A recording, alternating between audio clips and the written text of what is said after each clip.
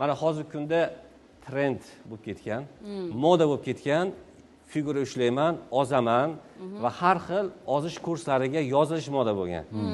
Lekin bu moda trend bo'lmasligi kerak. Bu tendensiya bo'lishi kerak. Ya'ni bir ko'katlar yeymiz, sal o'zimizga qaraymizda ma'lum muddatdan keyin esdan chiqarib yuboramiz. To'g'ri. Yana parhezlarni buzib yuboramiz. Endi eng muhim jihati bor. Eng muhim jihati aynan balansli ovqatlanishda suvni to'g'ri iste'mol qilishga bog'liq.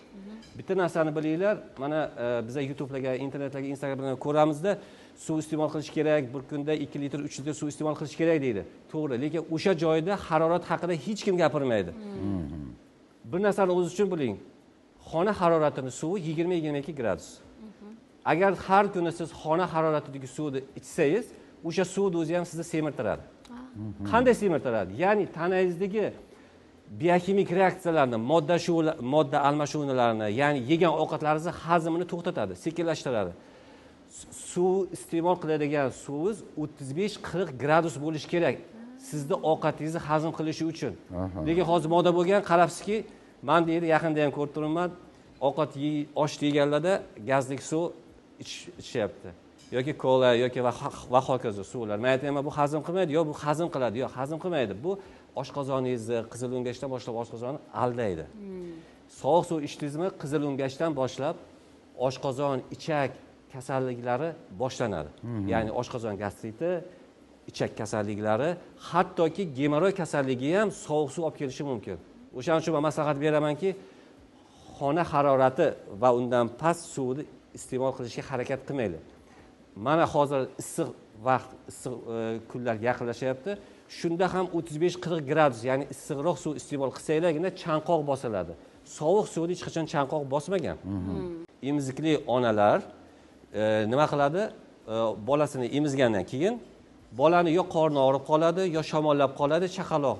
Uyi issiq, hamma sharoit bor. Nega kasal bo'ldi degan savol tug'iladi, lekin hech kim onani holatiga yetib bormaydi. Ya'ni masalan, ona sovuq suv ichdimi, bilingki, ona suti sovuq boradi va bola shamollaydi. Qorni ham og'riydi va ichi yashil keladi.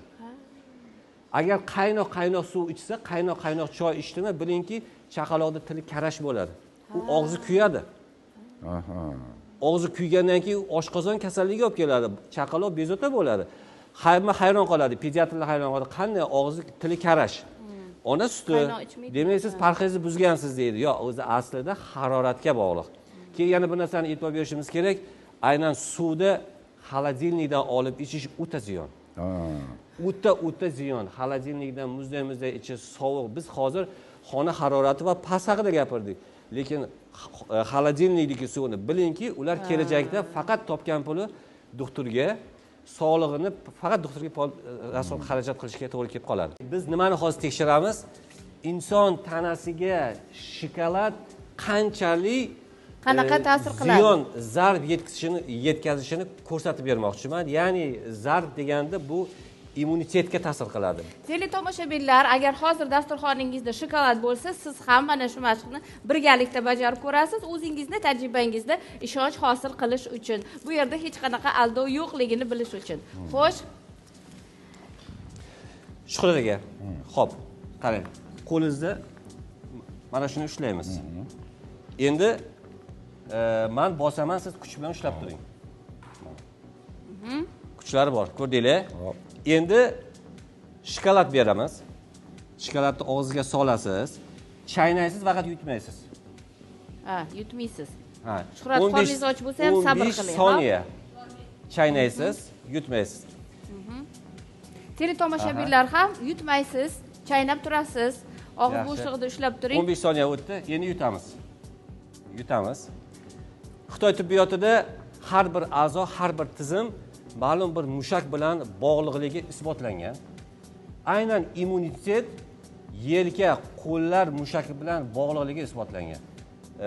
O'shaning uchun ham sportchilarga Xitoyda shokolad berilmaydi musobaqalarga chiqishdan oldin, chunki u birdaniga immunitetga ta'sir qiladi va eng juda ham tez so'rilib ketadi. Tez so'riladi, to'g'ri aytasiz.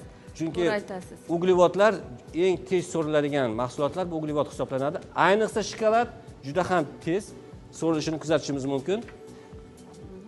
Mana hozir yutib yubordingiz. Hozir 1 daqiqa, menimcha 30 sekund bo'ldi. Hozir yana 30 sekund o'tadi. Bu mashqimizda teletomoshabinlar ham o'zlarida sinab ko'rishlari mumkin. Qanchalik shokolad, shirinliklar tanaga so'rilganda tez immunitetga ta'sir qilib, qo'llar даже mana e'tibor bergan bo'lsanglar, shirinlik yeganda odam sal osilib qoladi. Qo'llari osilib qoladi. Bo'shashadi. Yo'q, nafaqat tana. Tana bo'shamasligi mumkin, no qo'llarda osilish paydo bo'ladi. Qarang. Shuni e'tibor bersanglar, endi mana hozir shirinlikni yeganlar, yutganlar, endi mana ko'ryapsizmi? Shuhrat bor kuchingiz bilan ishlayapsizmi? Prujina qilib yubordingiz-ku. To'g'ri. Ya'ni boya ushlab turganda qattiq ushlab turuvdilar. Hozir shu yerda ko'rishimiz mumkinki, qanchalik shokolad уже so'rilib immunitetga zarba berdi. Tezlik bilan. Juda ham tezlik bilan. Shunchalik shokoladni ziyoni, zarari bor. Endi savol tug'iladi. Nima shokolad shirinlik yemasligimiz kerakmi degan. Asalni ham ozi shirin.